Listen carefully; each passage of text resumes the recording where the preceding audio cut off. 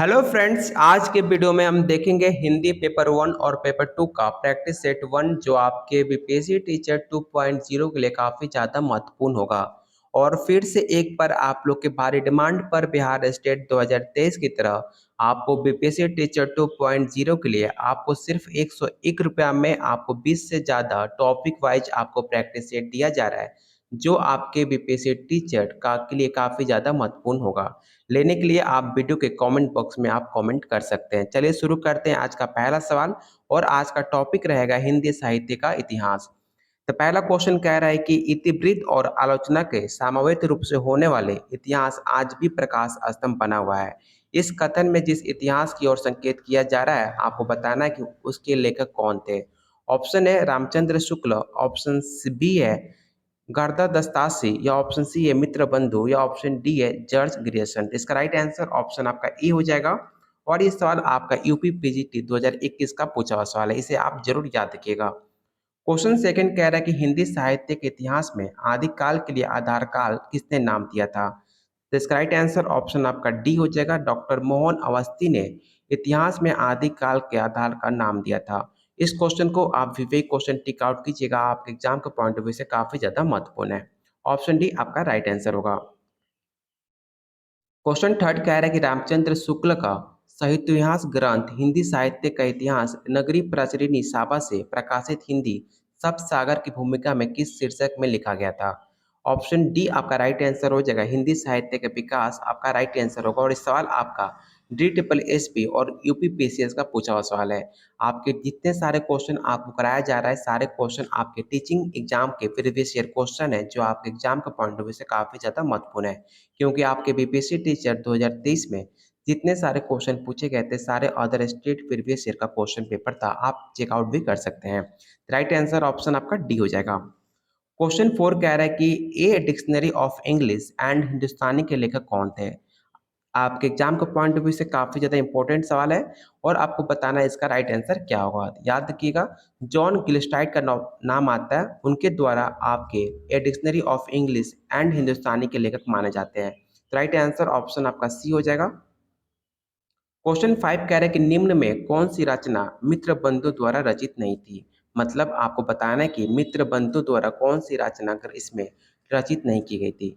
इसका right answer option आपका D हो जाएगा। और ये सवाल आपका DSSB TGT का पूछा हुआ सवाल है, फीमेल कैंडिडेट का। राइट आंसर ऑप्शन आपका डी होगा।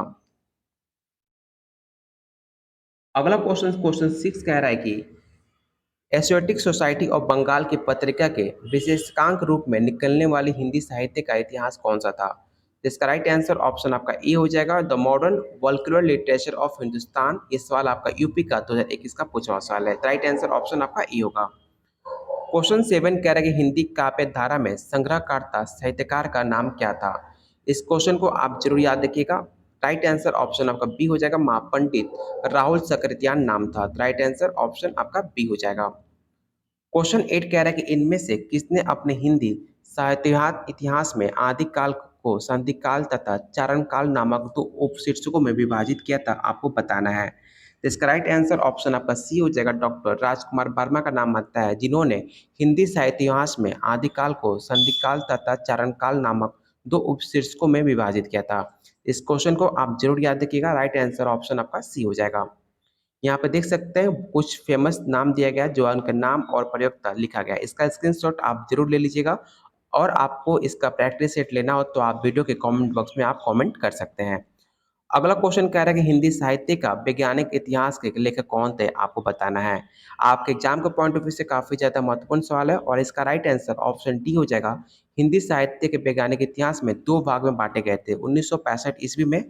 इसका राइट आंसर ऑप्शन आपका डी होगा, गणपति चंद्रगुप्त। और इस सवाल उत्तराखंड पीसीएस लेक्चर और आपके गुजरात का पूछा हुआ सवाल है। राइट आंसर ऑप्शन डी हो जाएगा।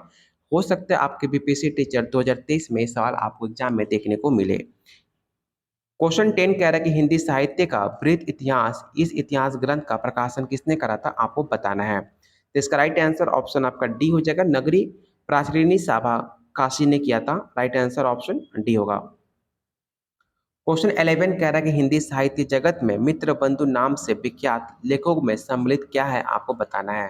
तो मित्र बंधु जो थे आपके, उनके द्वारा विख्यात लेखकों में गणेश बिहारी मिश्र और श्याम बिहारी मिश्र और आपके शकुद्ध बिहारी मिश्र थे। इसका राइट आंसर ऑप्शन आपका डी हो जाएगा।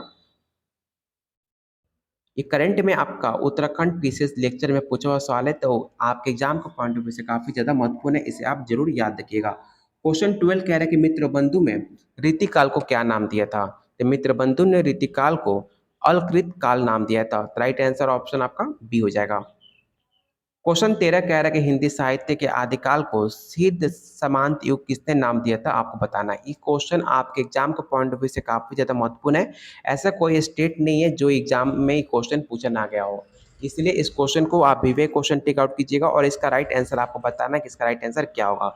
ये सवाल देख सकते हैं यूपी का और दिल्ली, गुजरात, राजस्थान, यूजीसी नेट, सारे स्टेट में ये सवाल आपके पूछे जा चुके हैं।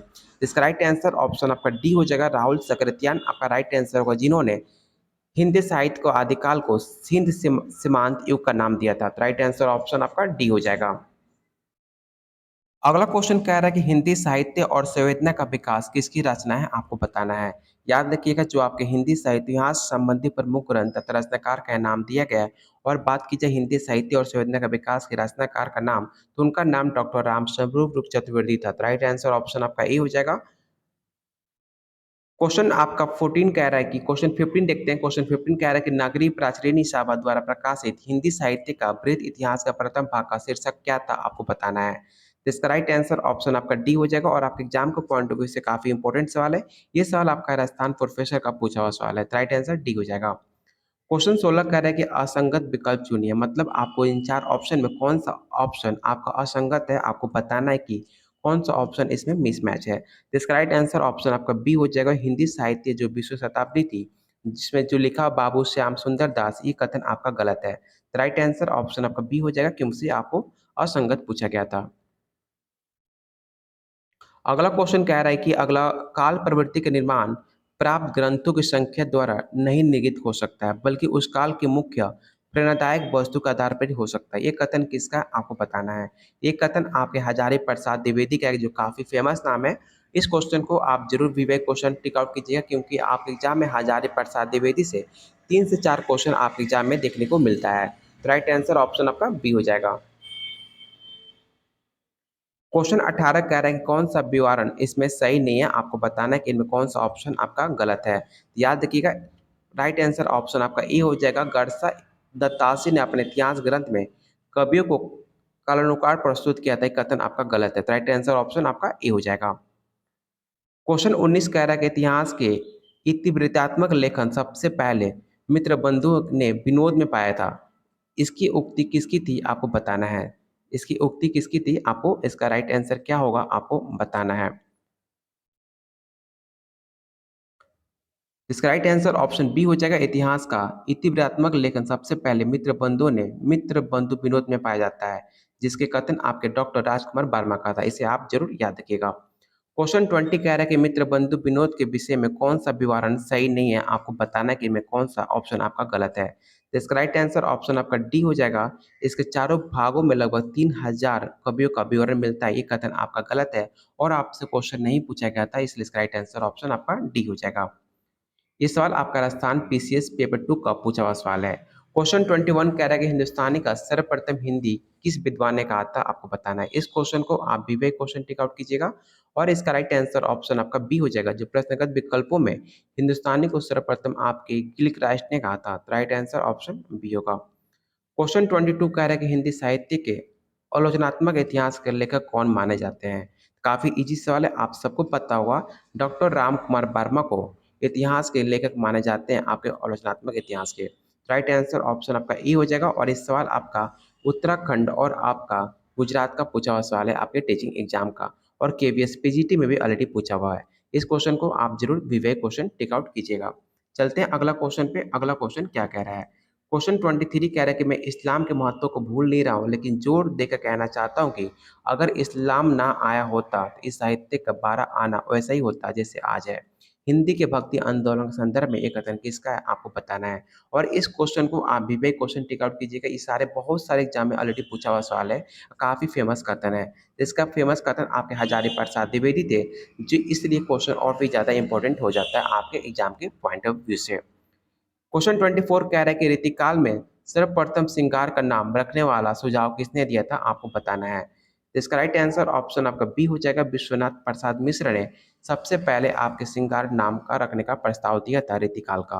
और इस सवाल आपके यूपी और यूजीसी और आपका रीटेप में पूछा हुआ सवाल है और आपके एग्जाम के पॉइंट ऑफ व्यू से काफी ज्यादा महत्वपूर्ण है। यहाँ पे देख सकते हैं बहुत सारे यहाँ पे विद्वान का और नामकरण दिया गया, इसका स्क्रीनशॉट आप जरूर ले लीजिएगा। और आप लोगों से रिक्वेस्ट है कि जितने लोग आप वीडियो देख रहे हो प्लीज एक बार आप लोग वीडियो को लाइक और अपने दोस्तों के साथ शेयर जरूर कर दीजिएगा।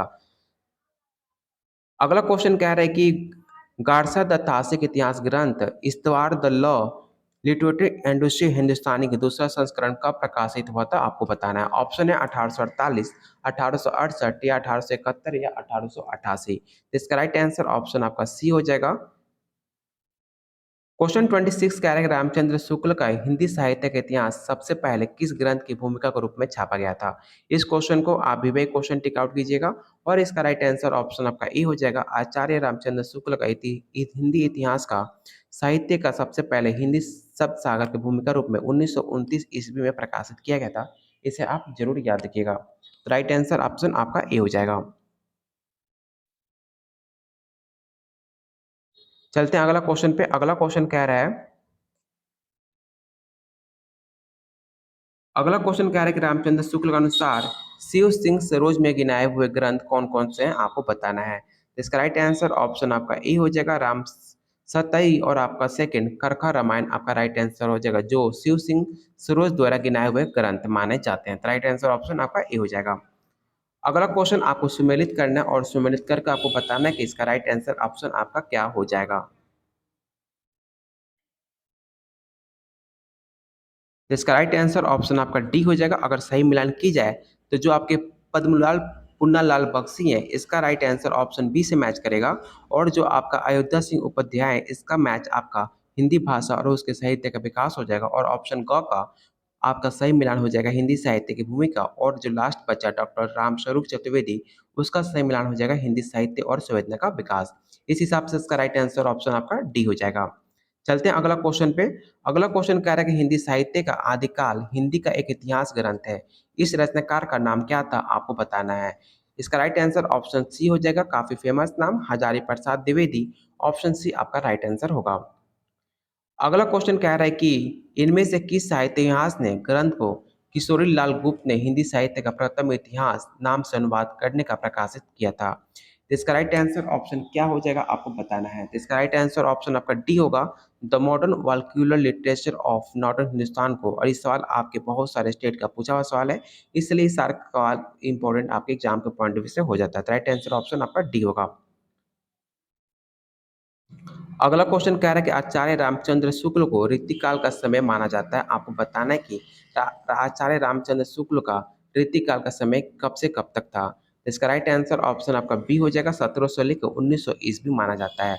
आज के प्रैक्टिस सेट में आपके 32 क्वेश्चन थे। उम्मीद करता हूँ कि आज के 32 क्वेश्चन आपको काफी पसंद आएगा, जो आपके एग्जाम में डायरेक्ट क्वेश्चन आपके एग्जाम में देखने को मिलेगा।